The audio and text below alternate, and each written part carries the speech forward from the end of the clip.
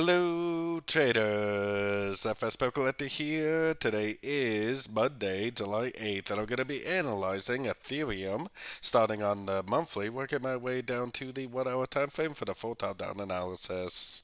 So just like Bitcoin, pretty much on the monthly time frame, it looks very clear this is a 1, 2, 3. Most likely we are now in a wave 4, which is an ABC of 4 most likely, and most likely it's going to go up for wave 5.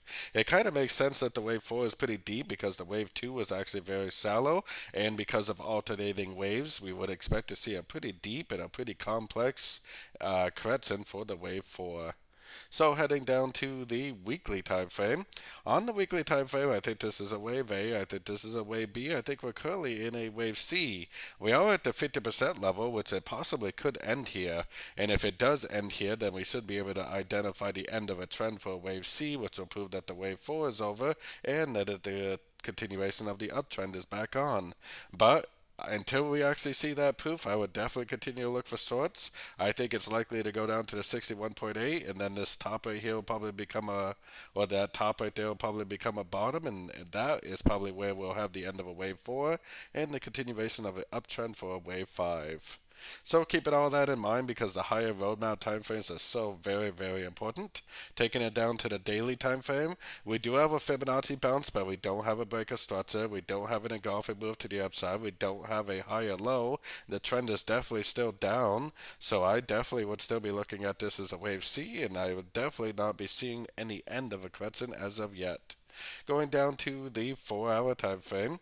On the 4 hour time frame, I think this is all one big downtrend for a wave C, like I was explaining on the higher time frames. Now, if this does, make that 3, 4, 5 shape, which is basically 3, 4, 5 shape, then it goes up, then it breaks structure at this Fibonacci level, then okay, it probably is the end of a correction, and that definitely would turn me into a buyer for the continuation of the uptrend.